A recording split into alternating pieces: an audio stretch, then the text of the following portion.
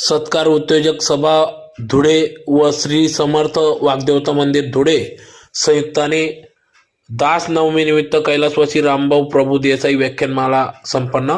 याबाबत अधिक वृत्त अशी की धुळे शहरातील सत्कार उद्योजक सभेचे नानासाहेब देव सभागृह या ठिकाणी आज दिनांक 2 फेब्रुवारी 2026 रोजी दुपारी 4:30 वाजता व्याख्यानाचे आयोजन करण्यात आले होते। तर दास नवमी निमित्त कैलासवासी रामभाऊ प्रभू देसाई व्याख्यानमाला पुष्प 42वे या कार्यक्रमाचे आयोजन करण्यात आले होते। तर प्रामुख्याने या ठिकाणी व्याख्याते म्हणून प्राध्यापक CA प्रकाश पाठक यांचे अंग शताब्दीचे सिंहावलोकन या विषयावर या ठिकाणी व्याख्यान संपन्न झाले।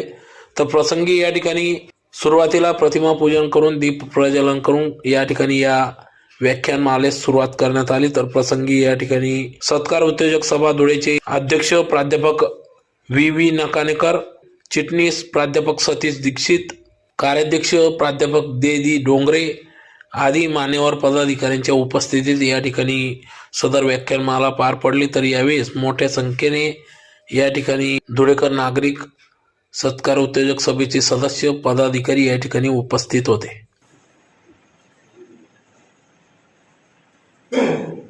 विजयी वरदान संघ का फोन आता है तुम्ही किती आताचा कालखंड असेल आणि एके दिवशी ते 25 डिसेंबरला झोपी गेले नव्हते, योगायोगाने संघाचे का फोन आता है। फुर्सत नहीं होगी, पंतप्रधान बन गया है, लेकिन मुझे फोन करेगा, बाद में वो सोएगा, उसके बाद में मैं सोऊंगा। Creation of the personality for the purpose of the thought, for the continuous process of that thought by way of dedication, duty, discipline, devotion and dedication. हे निर्माण केलं डॉक्टरांनी। मी भोसलामध्ये जनरल सेक्रेटरी होतो तेव्हा मला पुण्याचे एक डॉक्टर भेटले, ते भोसलाचा, आणि ते म्हणाले 1937 साली डॉक्टर हेडगेवार 3 वेळा नाशिकला आले होते आणि ते 3ही वेळा भोसला झाले होते। 1937 भोसलाच्या स्थापनेचं वर्ष 1935-36।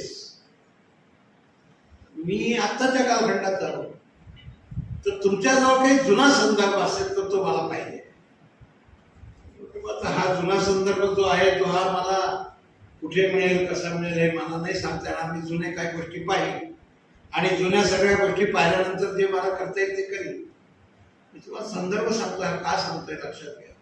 डॉक्टर हेडगेवार, स्वातंत्र्यवीर सावरकर आणि डॉक्टर मुंजे हे इंग्रजांचे युद्धनीतीतले कन्सल्टंट होते। यांनी भोसलाची स्थापना केली, आमचं भाग्य असं। आणि खरोखर त्यांच्या मग आम्ही प्रोसिडिंग काढले, ते सापडे ना, आणि एका 37 सालच्या प्रोसिडिंग मध्ये डॉक्टर स्वातंत्र्यवीर सावरकर, डॉक्टर आणि मुंजेंची सही असलेली एक मीटिंग सापडली। आता आम्ही उल्लेख का करतोय, सर्व दूर माणसांना पाठवायचं। आता मी फार यादवराव जोशी कर्नाटकात गेले, आता कायमस्वरूपी त्रिवेंद्रमला राहिले P परमेश्वरन, वयाच्या 94 वर्षी, आता 2 वर्षापूर्वी निवृत्त झाले। हिंदुत्वाची स्पंदना असं त्यांच्या इंग्रजी पुस्तकाचं 1 वर्ष 1.5 वर्षापूर्वी भाषांतर झालं। ते स्वतः त्रिवेंद्रमला आयुष्यभर राहिले। मी त्रिवेंद्रमला राहिले याचा, हे शहराचं नाव घेऊन सांगतो, याचं कारण त्यांना सांगितलं तिथे जाऊन राहायचं, आयुष्य तिथे काढायचं। आता विषय निघाला म्हणून पुढचं सांगतो। विजयी वरदान संघा वाचून कोण स्वीकारिल काळाचे आव्हान। कारण संघाचा आत्मा म्हणजे पद्य होतं। संघाच्या कुठल्याही कार्यक्रमात 2दा पद्य होतं, एक वैयक्तिक पद्य होतं आणि एक सांघिक पद्य होतं। मला असं वाटतं यातलं एक पद्य फक्त मी तुम्हाला सांगणार आहे आणि माझं बोलणं थांबवणार आहे। भारताची या महारथाया सारे मिळून ओढूया, पायी गती अन हाती शक्ती, हृदयी भक्ती जोडूया। ध्येय पथावर डोळे खेळवू, श्वासामध्ये निश्चय मिळवू, परस्परांच्या चालीमध्ये एक तानता साधूया, पायी गती अन हाती शक्ती, हृदयी भक्ती जोडूया. वैभव वेड्या टाका टापा, समूर्त त्यागा नकोत थापा. जीवन साधन कर्म फलाविना, अखंड यात्रिक होऊया. पायी गती अन हाती शक्ती, हृदयी भक्ती जोडूया. व्यक्ती जीवना लगाम घालू, समष्टी भावे क्षण क्षण तोलू. सममूल्यांची समरसतेची ध्वजा अलौकिक उभवूया. पायी गती अन हाती शक्ती, हृदयी भक्ती जोडूया. आणि या शेवटच्या कडव्यात फार महत्वाचा भाग आहे की संघ स्वयंसेवक हा प्रसिद्ध परांमुखता कशी त्याच्या मनात रुजली आहे.